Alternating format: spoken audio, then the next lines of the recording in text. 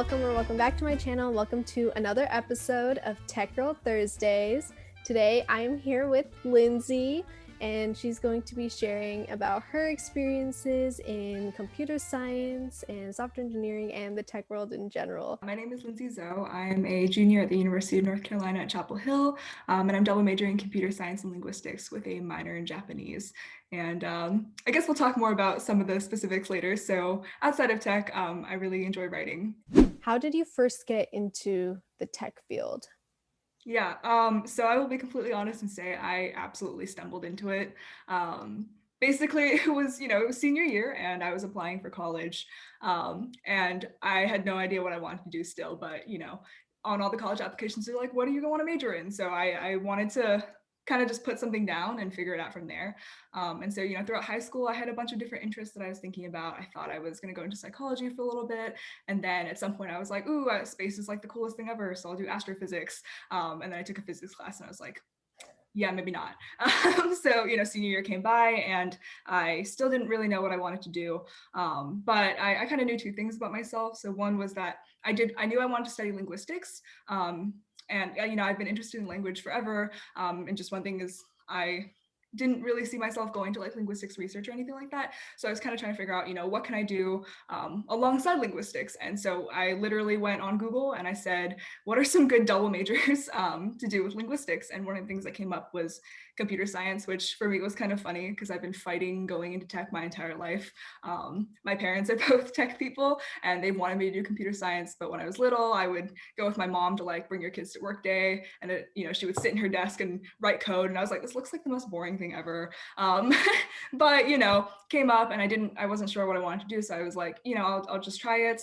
And if I hate it, I can try something else. But luckily, as I went to my first semester at UNC, I had a really supportive professor and a really fun intro computer science program. And there were a lot of like really great clubs to join. So I just kind of ended up falling in love with it and have stuck with it since. Yeah, that's a really cool combination though, computer science and linguistics, and kind of getting into like natural language processing and stuff. Yeah, I did think I was going to go into natural language processing without knowing really anything about it. And after I started with computer science, I found out that I really like computer science in its own as well. And so, I'm still a linguistics major with my computer science major because I think it's really interesting. But so far, I haven't really used it as much in my career. I've been going more down the software engineering path, which for me is great. Like, I think it's a really good complement to the things I like to do. And so, I've enjoyed it a lot. Yeah, there's a lot that you can do with just like computer science and software engineering. And yeah, I think that's like one of the amazing things about the field. Like, it's so diverse and there's like a lot of breadth to it. So just applying software engineering to everything is really cool. Yeah, absolutely. You're at UNC right now. So how has like your experience been like learning computer science there? I've really liked my time at UNC so far, which I think the classes, to start off just with like the curriculum and stuff, the classes very much teach you the fundamentals of what you need to know. So we've got your data structure classes, we've got algorithms, and a lot of these like basic fundamentals of programming. And then after that, I think you're very much free to pick and choose kind of like topics that interest you. So last semester, I took a class on 2D graphics, which was very, very far out of my domain, but it was super interesting. The professor was really supportive. And I've also taken like a class on databases. Next semester, I'll be taking something more on like UX design and implementation, which is also very new to me. And so I like that kind of flexibility that we have to kind of go outside of just like what our comfort zone is and really kind of find different things and then maybe narrow down to what interests you. But I will kind of say that I think it's important, and this is probably true with a lot of computer science programs. I think it's really important to supplement what you learn in class with things that are outside of it, because as much as like the fundamentals that I learned in class have helped me with like technical interviews through data structures and things like that, I think as far as the work that I've actually done in internships, as far as that goes, it's more relevant to a lot of personal projects that I've worked on instead of really what's in the classes. I do think that overall the department is really supportive. A lot of the professors really do care about students succeeding, despite the fact that, you know, the department has tons and tons of students and not quite as much faculty, obviously, because computer science is a really popular major. I think sometimes it does, some of the classes do tend to be quite large, but the professors really want you to succeed. And another really good thing about UNC is that the students, like your classmates, really want you to succeed. I think TAs, you know, I'm a little bit partial because I'm a TA, but TAs are super invested in each student that comes in through office hours. And outside of, you know, formal TA stuff, you can also reach out to people who've taken classes before you, and people are generally really open to talking, and clubs are always there to support you, and the people who work on those as well really care that everyone's getting a positive experience. That sounds like an amazing environment to be in, where everyone's super supportive of you learning and like everyone wants you to learn and succeed. That sounds amazing. And I also feel what you said about the just like I guess the disconnect between CS programs and then internships. Mhm. Um, yeah, it's interesting that you mentioned that, because I feel like a lot of programs, they teach you like a bunch of theory, and like they go really in depth into the theory, and you know there's these class projects that directly align with that theory, but the projects aren't necessarily what you'll experience in like a software engineering internship, for example, or internship. So you mentioned personal projects. Like how did you like I guess prep for internships, or like how did you get started on personal projects? And is there anything else you're doing like besides personal projects? So I guess I should maybe rephrase a little bit. I don't work on too many personal projects in the sense that like they're not projects that are just me. I do work with a lot of projects with clubs. So for example, one club that I'm in is called CS Plus Social Good. And so what that club does is we partner with local nonprofits to create tech for them based on what their needs are. And so usually we work with like undergraduate teams between like 12 and 18 people. Sometimes, you know, 18 is, we run kind of large, but we want as many people as possible to get a positive experience and be able to work with the club as well. So some projects I've worked on in the past with that include like we were working on we were working with a grad student on a portal that kind of helps high school counselors manage their caseloads for students, especially when it comes to like helping their students make decisions about college. Recently, we were working on a portal for an organization, and now something happened with that. So we're actually pivoting to making a portal to help students at UNC find clubs, and so that clubs are able to post all their information in one thing. So that's something we'll be working on next semester, stuff like that. And you know, when I got started, it was super intimidating when I was just a member in the club because I was like, I don't know how to program. Like, I hardly know how to program anything. And I definitely don't know how to start up this project. So it was really nice being able to go in and, you know, the team leads are generally in charge of like just starting the project and then delegating things so that people can work on components of it. So we do learn a little bit about how to work collaboratively with other people, how to use GitHub is one big thing that, you know, that doesn't come naturally, obviously. It's like you have to have that experience at some point. And eventually I became a technical lead and then a project manager for that club. And that's also been a really kind of rewarding and educational experience, learning how to like start out the project as well as delegating work. And those sound like really, really, really cool projects. Being able to like code that out and, you know, lead that team and stuff, that's so cool. Yeah, no, it was definitely a big learning curve. Like my first semester as a tech lead was a big train wreck because, you know, once I'd never started a project on my own, and now it's like, oh my God, I have to start this project, and other people are also depending on me to start this project. And we were gonna use like Python and Flask, and then like the last month of the semester, we hadn't gotten that much done. I was like, you know, let's just use React. And you know, luckily the team was really responsive, but I can't imagine being in their shoes and having your, you know, project lead at the end just come up to you and be like, hey, we're changing everything we're doing, the entire way we're doing this project. But you know, it ended up okay, and it was still really rewarding experience, I think.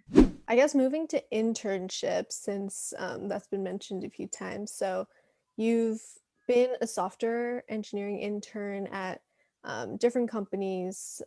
So I guess could you explain more about like what you were doing in those roles and like which companies, and also um, like what projects and problems you were solving? the summer after my freshman year, I interned at a company called Inmar, which is located in Winston-Salem, North Carolina. And then the past summer, I was a software engineering intern at Microsoft. So we'll talk about Inmar first, I guess. I think Inmar was particularly a really great internship for me to have as a freshman. So Inmar as a company is not a like tech focused company, but they do a lot of tech enabled services in like various areas of commerce. And so the team I was working on kind of cut out a part of the project for me, where I got to do like the full stack development for it, which was super fun.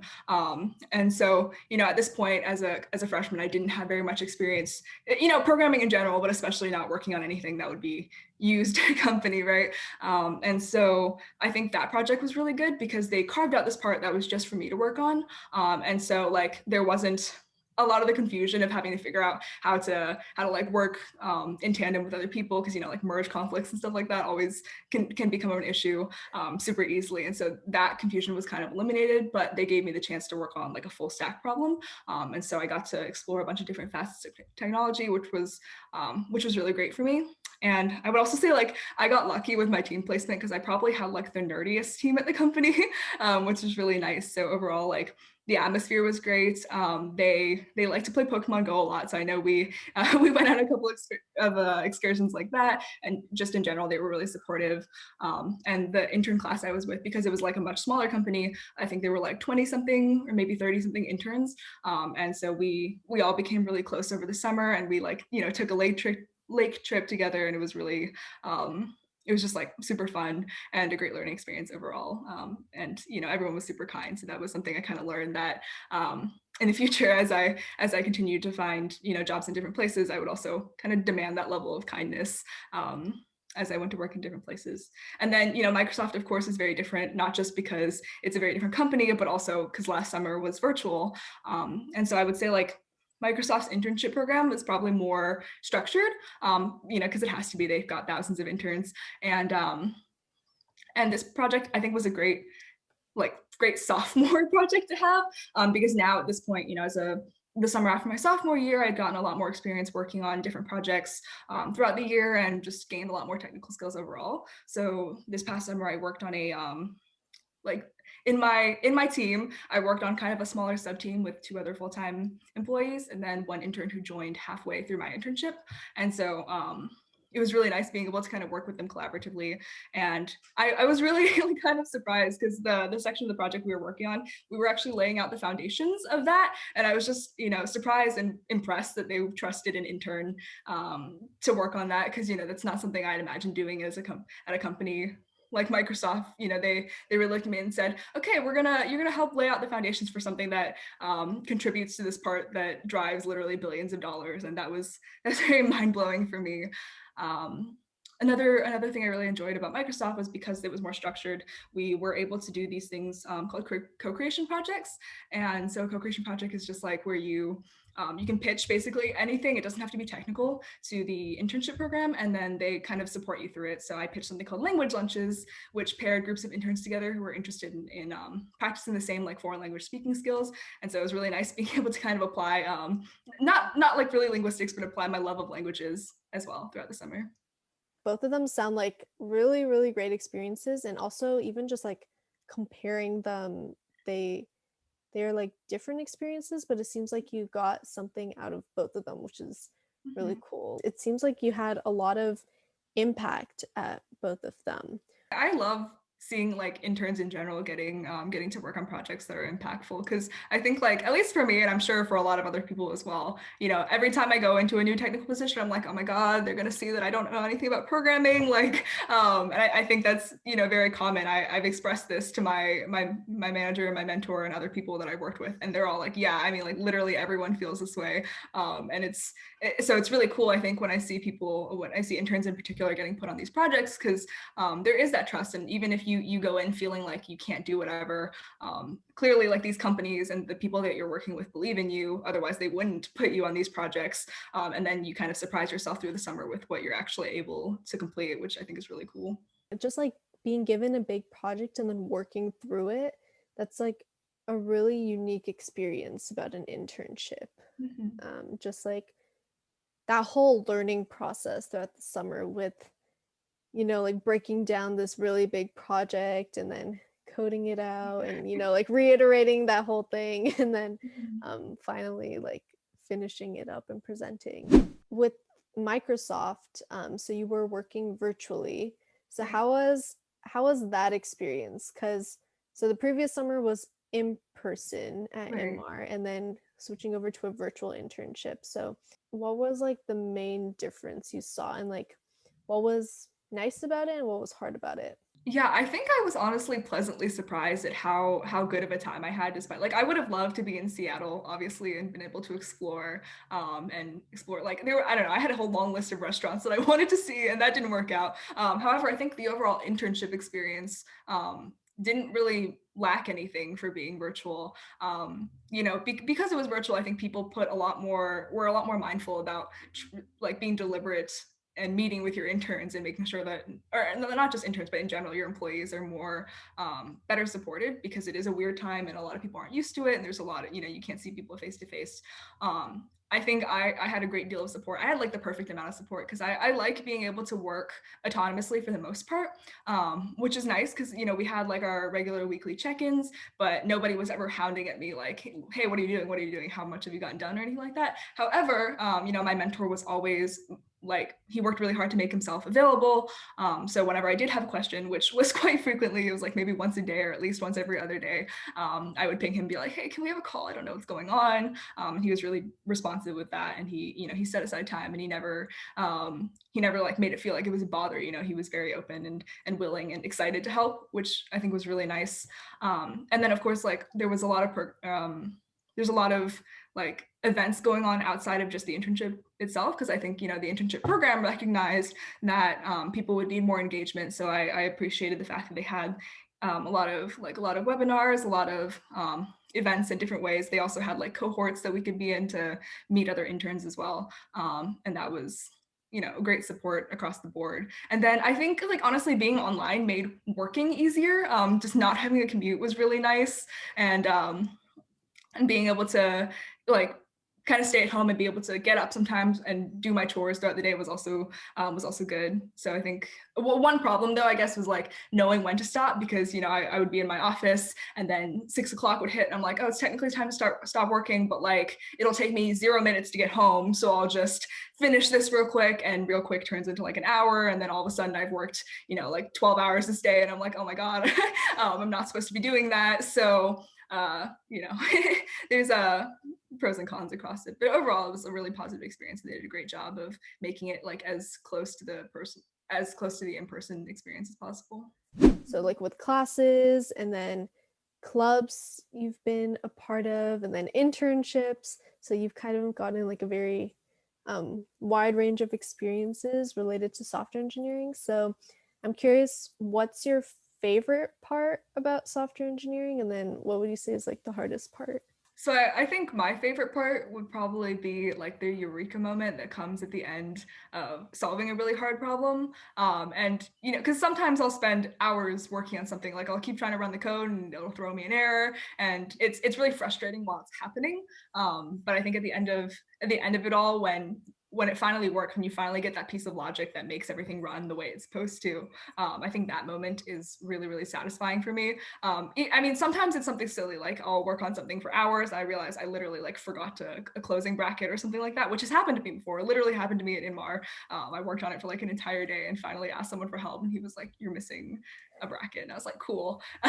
Even that I think was still really relieving at the end because it just kind of goes to show that sometimes it's like very, very slight and very nuanced things can make a huge difference, which I've always found really interesting. But kind of along the same vein, the hardest thing for me is like during all those hours when you're trying to figure out what's wrong with it, I'll spend time on Stack Overflow, I'll Google a bunch of stuff, and sometimes these resources just seem completely incomprehensible. Like I'll read a post on Stack Overflow and someone will be using terms I've never heard of, or like packages I've never heard of, and it's just, I think, kind of intimidating sometimes because you see all these things and you're like, am I supposed to know all of this? Why do these people know so much more than I do? And so in the process of learning, sometimes it's easy to get frustrated that you don't already know all these things, despite the fact that there could be like a bunch of reasons. Maybe it just never came up, maybe this person just has more experience than you. But for me, overcoming that and telling myself that it's not like a fundamental flaw about me as a person that I don't know everything in programming has been a challenge. it's a very broad field, and there's a lot that you can do with it, and there's always something to learn as well. Like you I like it's impossible to learn everything about computer Right. science, you know? So I think that's something that takes some getting used to. Like, I know for me personally, like, I'm still getting used to that part of it. And just the fact that, like, I'll never know everything, but just like knowing how to learn, I guess, is important. And yeah, and then with Stack Overflow, just it's so easy to go down that rabbit hole of like, oh, like what does this mean? Let me look it up. And then it's like, oh, what does that mean? And then like keep going down and down. But yeah, the eureka moment makes it all worth it. Yeah, one of the things about, I guess this is probably just work in general. This might not be specific to tech, is like, but when you start working on projects, when you start working on at an actual job, I guess it's very different from taking classes, because when you take a class, there's a set boxed amount of things you're supposed to learn, and if you learn all those things, yay, you win and you're good at this class. Whereas like in tech and in a lot of other fields, there's not a box of things. It is an infinite, boundless world of things that you could potentially learn. And so, you never get to that point where you're like, oh, I've mastered software engineering, because this box is infinite. So kind of getting out of like the student mindset and realizing that you have to be okay with there being things that you don't understand, is an important skill to learn, I guess, as a software engineer, and as just a person going into the adult world. What skills would you say are the most important for computer science and software engineering? Maybe from like a technical perspective and also non-technical. I guess from a non-technical perspective, patience is probably like one of the top things you have to have as a programmer, not just because sometimes things take forever to run, but like we were just talking about, things take a long time to learn. And if you're used to being able to learn things and pick up stuff really quickly, we were just talking about how broad computer science is. You can't really do the same thing in computer science, because any one thing you want to learn has this like infinite depth to it that you have to get through. So if you really do want to become a master at something in computer science, like it's a long process. It's not something that you'll be able to get through easily, and that's a mindset that's kind of hard to have. So being patient, with yourself and with the programs that you're trying to run is important, as a technologist. And then in terms of technical skills, I that one's a little bit harder to think of one off the top of my head, I guess. In terms of technical skills, I'd say having a really grounded sense of like programming fundamentals is probably important. So knowing some general principles about data structures and algorithms, even if you don't use them exactly in classes, I guess that's one thing that is kind of a barrier to a lot of technical interviewing. And so I wouldn't necessarily say that's like one of the most important things to know very well, like to be a software engineer, but I guess to get into software engineering, it's something that's kind of critical at this point. So like you're studying a technical major, computer science, you've been part of like different technical orgs and clubs, and you've done technical internships too. So like what has your experience been like as a woman in tech? I think I'm kind of lucky in the sense that I started exploring tech, as the industry in general has become more aware of the importance of representation for not only women, but for other represented groups as well. So in that sense, I think I'm lucky. I don't feel like I've ever been like actively targeted for being a woman or anything like that. I definitely had like a couple of dude bros make comments or talk to me in certain ways because of I guess however they felt about me. But as a whole, I think the experience has been pretty positive. Like most of the people I've worked with have been great allies, or also parts of different underrepresented groups as well. And so that's been nice. However, on the other hand, like I will acknowledge most of the people I've worked with are men. And that's just like, for me, I walk into that room and it doesn't seem weird because that's just kind of how things are. And it doesn't set off a flag in my head or anything. In fact, if anything, like when I walk into a room and there's tons of women, I'm like, wow, this is impressive, which really like I feel like I shouldn't be having that thought, because it should just kind of be more normalized. So I think there's a lot more progress to be made in uplifting underrepresented groups. And not just like, I think we're at this point past the point where most companies or people would like actively, at least outwardly, discriminate against women, or other underrepresented groups in general, but we're not past the point where that representation just happens, and where like there is genuine equality without there having to be active effort for it. So I think there's a lot to be done in that regard. I also kind of want to acknowledge that, like, you know, although I'm a woman in tech, I'm also East Asian, so you know, there's some representation getting there, at least as far as like base level software engineers go. So I think for me, maybe that's more comfortable. Which is why I feel like it's important not only to uplift underrepresented. I am sorry, not only to uplift like women in tech, but also any group, whether or not I belong to that group. First of all, I'm really glad that you've had positive experiences and on like honestly like I think hopefully most women in tech have like those type of experiences at least like moving forward. The representation part is definitely still missing. Like you said, like walking into a room full of women, like that's like it's like whoa, that's impressive.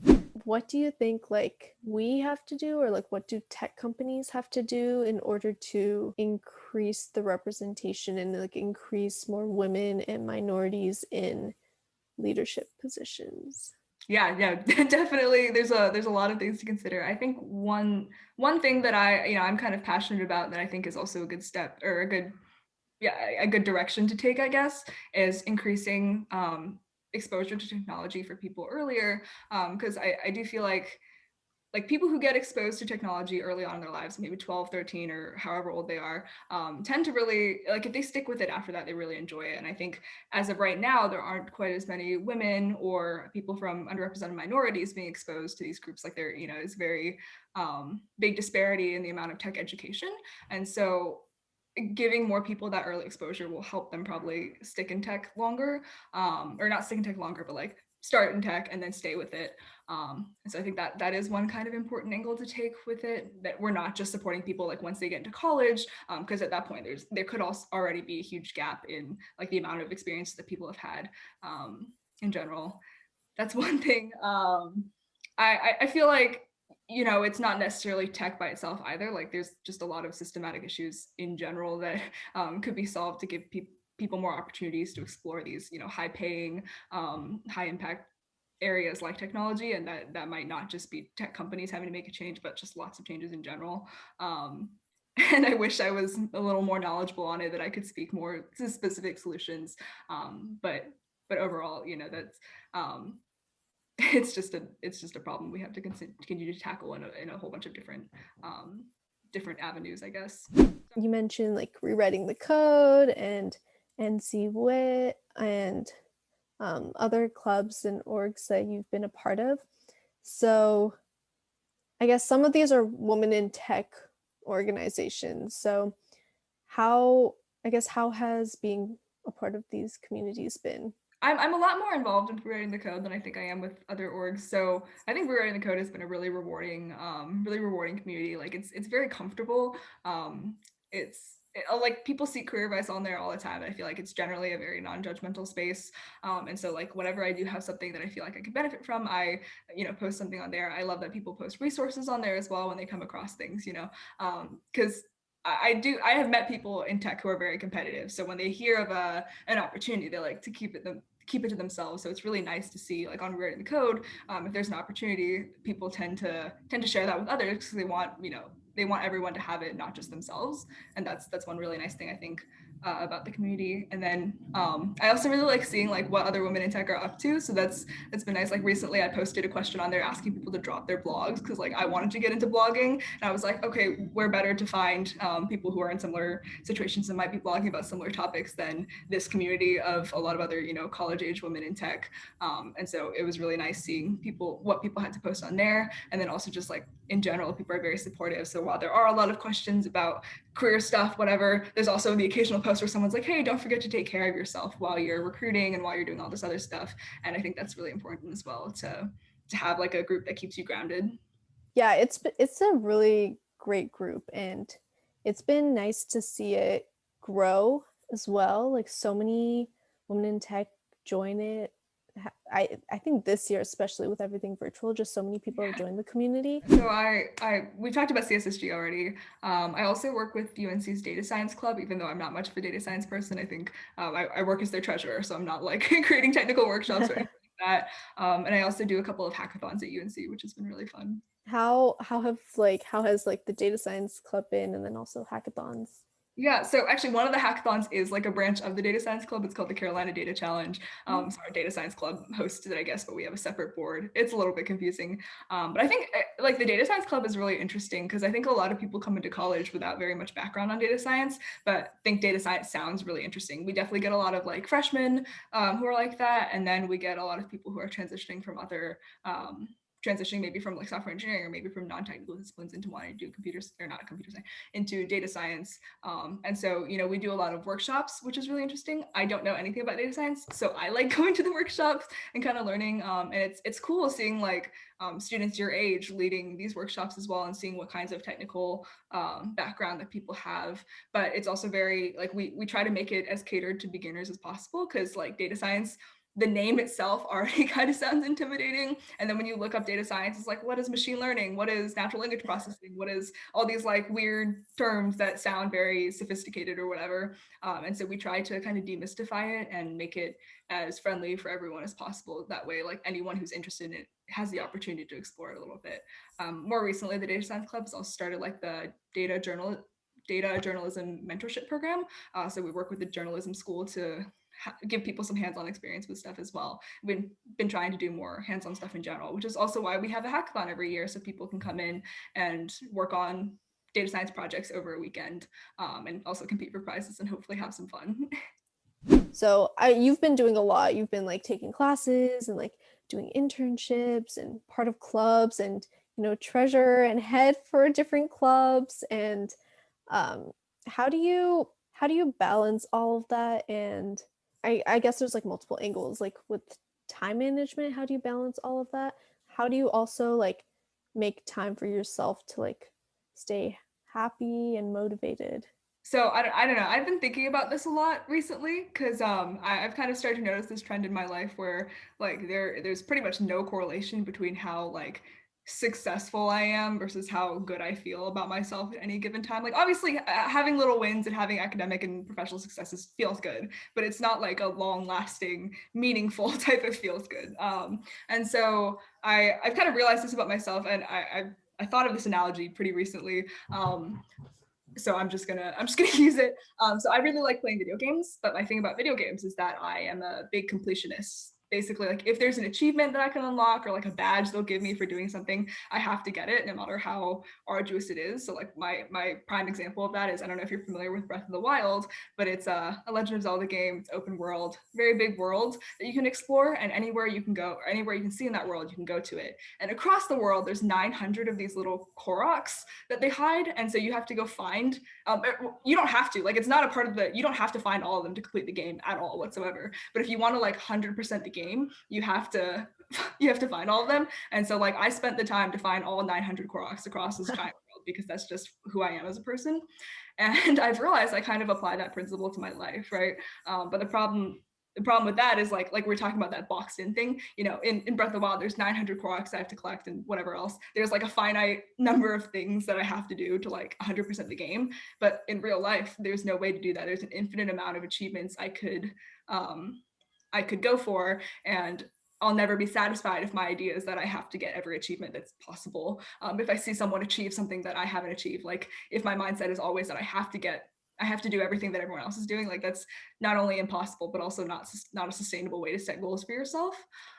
And so I think once I realized that about myself, it was a lot easier to say, like if there's an achievement that I could potentially get that was placed in front of me, I really took a step back and said, will this actually enrich my life in any way? Or am I just ticking off, or am I just finding more boxes to tick off to like satisfy this completionist side of me?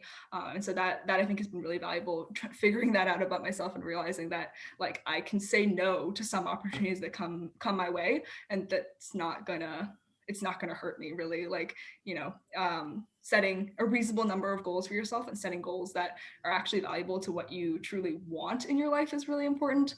So that's one thing. And yeah, I mean, I try not to get obsessed with technology, because I think when you work in tech, it's really easy to like want to dive down this rabbit hole of trying to figure out everything about technology. And like for me personally, I just realized I'm not going to live a happy life if I don't also pursue like some of the other creative things I like writing, which I cared about enough to include in my introduction apparently. And so like blocking out times to do that and saying like, okay, I'm gonna stop doing career stuff right now and I'm going to write because it makes me actually happy is really important to do.